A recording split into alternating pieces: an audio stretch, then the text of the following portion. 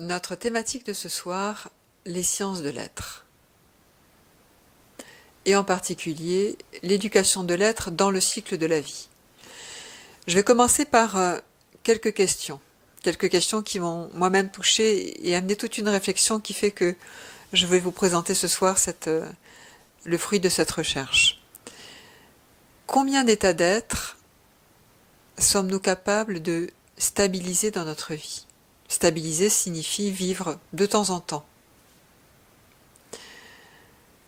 1, 2, 10, 15, l'amour, la joie, la paix, la lumière, la sagesse, la félicité, la grâce, la compassion, la rectitude, la justesse, le centrage.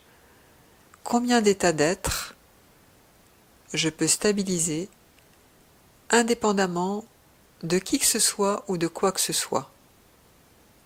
Est-ce que je suis capable de sentir de l'amour en moi, longtemps, 5 minutes, 10 minutes, 1 heure, sans pour autant qu'il y ait un objet ou quelqu'un d'extérieur qui me renvoie ça et qui fasse que je sois rempli d'amour, ou de joie, ou de paix, ou de lumière?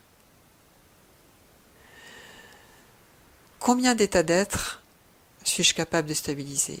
Combien de temps je peux les maintenir? Est-ce que je peux les créer à volonté?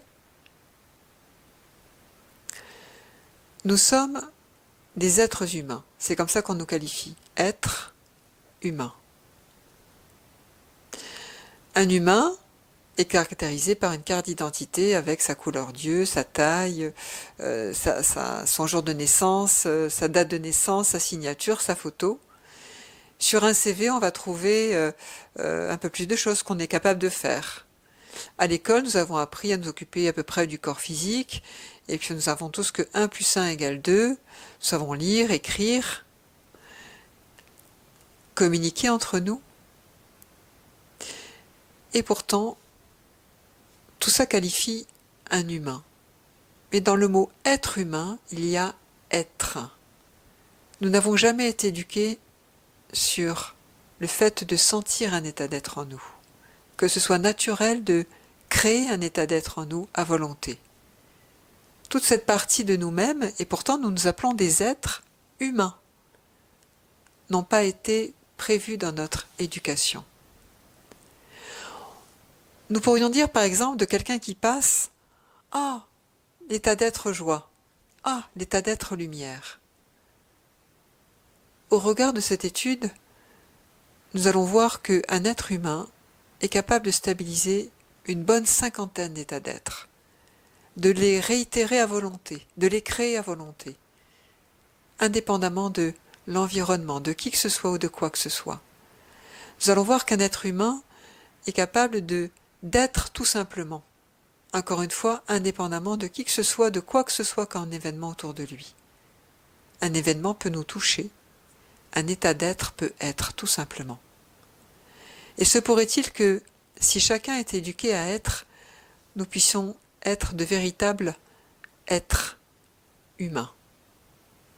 Se pourrait-il que si nous étions des êtres humains, alors l'écosystème de la planète, parce que nous serions dans cet état d'être, nous pourrions mieux communiquer ou sentir la planète. Et il y a plein de choses qui ne seraient absolument pas possible de faire et que l'on fait pourtant aujourd'hui. Se pourrait-il que nous ayons laissé une forme d'humain, physique, mental, émotionnel, prendre le dessus et pilote notre vie, et que l'être soit complètement oublié? Un état d'être, souvent, eh bien, soit il arrive parce que il doit arriver, c'est naturel, dit-on. Certains disent c'est naturel, il ne faut pas forcer les choses. Mais si on éduquait cet état d'être à être, peut-être se rendrait-nous compte que il est là depuis longtemps. Et se pourrait-il que cet état d'être survive à la partie humaine que nous sommes? Qui pilote le navire à l'intérieur de moi? Est-ce que l'être n'existe pas ou peu? Est-ce qu'il est le fruit d'une fatalité? Ou bien est-ce que je décide maintenant que l'être que je suis, l'être humain que je suis, va piloter le navire? Et que les dimensions mentales, émotionnelles, énergétiques et physiques sont au service de cela, et non l'inverse.